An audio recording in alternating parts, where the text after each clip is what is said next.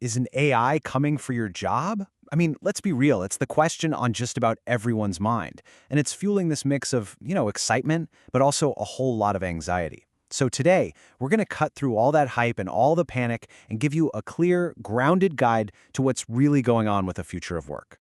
Okay, first things first. Let's just acknowledge it. If you're feeling worried about this stuff, you are definitely not alone. It's not some niche tech headline. It's a real, widespread concern that people are feeling everywhere. And you can see this feeling bubble up all over the place. I mean, this comment from a Reddit user just nails it, right? It captures that almost frantic sense of urgency, that feeling that some massive, unstoppable wave is coming, and we're all in this race against the clock. And for some people, this isn't some far-off future problem at all. It's happening right now. As this user shared, the disruption is already here. People are feeling the impact on their careers today, as companies start to redesign jobs to be AI first. This isn't just a feeling or a few stories here and there. The anxiety is backed by some pretty serious data. A report from the McKinsey Global Institute estimates that a staggering 12 million job transitions might be needed in the US alone by 2030, and it's all being accelerated by generative AI. I mean, just let that number sink in. That's 12 million people who might have to find a completely new line of work. But to really understand what's happening, we've got to make a really important shift in how we think about this. It's not about entire jobs just poof, vanishing overnight. The reality is a lot more nuanced, and it all starts when you look at the actual building blocks of what we do all day. And here is the absolute core idea. AI automates specific tasks. It doesn't just wipe out entire professions in one go. See, a job is just a big collection of different tasks, right? And whether that job survives really depends on how many of those tasks are still too hard, too risky, or just plain impossible for an AI to do. This slide does a fantastic job of showing why this wave of change feels so different. For decades, automation was all about routine, physical, blue-collar work. But generative AI, it's completely flipping the script. Now it's affecting the so-called suits, the highly educated, higher-paid workers whose jobs depend on thinking skills we all thought were pretty safe. So let's see how this all builds, because this big shift really creates a fork in the road. For some people, yeah, it's going to lead to displacement. But for a whole lot of others, it's going to lead to a massive, massive boost in their productivity and how effective they can be. This risk index gives us a crystal clear picture. On the left, you've got jobs that are heavy on repetitive data processing, stuff that's honestly perfect for an AI to handle. But then you look to the right. You've got jobs that need physical skill in unpredictable situations, high-stakes human judgment, and a level of trust you just can't program. The difference is pretty stark, isn't it? But here's the thing. Job replacement is only half the story. It's not even the most interesting half, really. For a huge part of the workforce, especially in those thinking-heavy jobs we just talked about, AI won't be a replacement. It's going to be an incredibly powerful assistant, like a coworker that just makes you better at your job. And hey, this isn't just some nice theory. Check out this incredible study. When customer service agents got an AI assistant to help them, their productivity, how many issues they solved per hour, jumped by 14% on average. But here's the part that's just wild. For the brand new, least experienced workers, that productivity boost was a staggering 34%. The AI was basically acting like a real-time coach, teaching them the tricks of the top performers on the spot. Amazing. So if some jobs are just way safer than others, what's the common thread? What do they all have that the others don't? Well, they're all protected by what we can call a human moat. Think of it like a barrier that right now, AI simply cannot get across. And this is what that moat is built from. It's about navigating the messy, real world, not some clean, predictable digital one. It's about taking real responsibility, legal and ethical, when things go wrong. And maybe most importantly, its foundation is built on skills that are uniquely human, building trust, showing real empathy, and making complex social calls that no algorithm can even begin to understand. And this human moat creates entire safe harbors in the job market. Think about the skilled trades, plumbers, electricians. They're tackling a new problem in a new building every single day. Or think about hands-on healthcare, where that human touch and empathy are the whole point. Or really any job, from teaching to firefighting, where human connection and accountability aren't just a nice feature, they are the service itself. So all of this brings us to the most important question, right? What can you actually do about all this? How do you adapt to not just get by, but to actually thrive in this new world? Well, it really comes down to a clear three-step process. First, stop thinking about your job title and start analyzing your daily tasks. Which parts are repetitive and predictable, and which parts need your unique human judgment? Second, double down on strengthening your own human moat. Get better at things like persuasion, creative problem solving, and working with others. And third, and this is the big one, learn to partner up with these new tools. See AI as the thing that takes care of the boring stuff, which frees you up to focus on the work that actually matters. So before we just rattle off a list of safe jobs, we have to get to the why. We need to really understand the fundamental principles that make you, as a human, completely irreplaceable.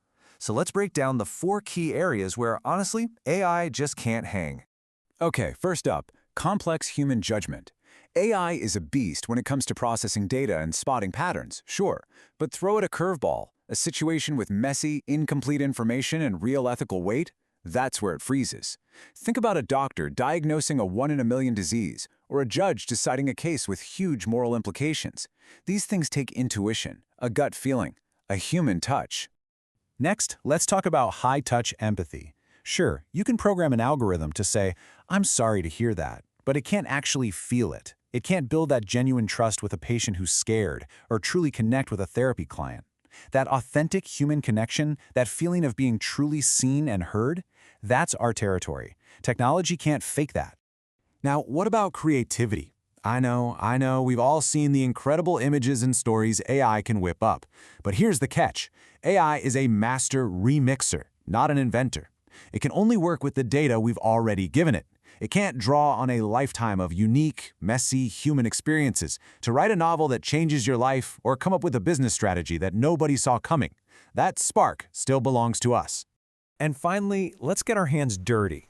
Robots are amazing on a predictable assembly line, doing the same thing a million times. But in the unpredictable chaos of the real world, they're totally lost. I mean, just imagine trying to program a robot to fix a bizarre leak in a dark, cramped crawl space. Good luck with that. That's where the skilled hands and quick-thinking mind of a human are simply unbeatable. Okay, so we have our 4 human superpowers: judgment, empathy, creativity, and dexterity. Now let's see how these translate into actual career zones. These are the fields where those human advantages aren't just a nice little bonus, they are the entire job. First up, the most obvious one, the healers and carers. I mean, come on. Healthcare is this incredible mix of high stakes, split-second judgment, and deep, profound empathy. An AI might be able to help read an MRI scan, but it can't hold a patient's hand, comfort their family, or build the deep trust you need for something like mental health counseling. And hey, don't just take my word for it. The numbers are screaming this from the rooftops. Just look at nurse practitioners. This is a role that's all about that expert judgment and human connection, and it's projected to be one of the absolute fastest-growing jobs over the next decade. As our world needs more care, the demand for this kind of high-touch work is going to explode. Next up, let's talk about the builders and fixers. These are our skilled trades. You know, every leaky faucet, every new building, every electrical issue, it's a completely unique puzzle. These pros rely on their hands-on problem-solving skills in environments that are different every single day. You just can't automate that kind of on-the-fly adaptability. Then we've got the people, the mentors and connectors.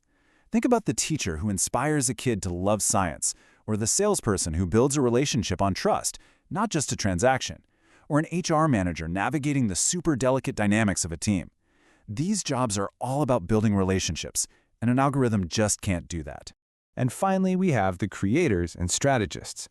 These are the big picture thinkers, the visionaries. Whether it's a journalist digging up a story no one else sees, a designer crafting a brand soul, or a chef inventing a dish that tells a story, the core of their work is a unique, human-driven creative vision. AI can be a tool for them, for sure, but it can never be the visionary. So this brings us to what I think is the most important mindset shift of all.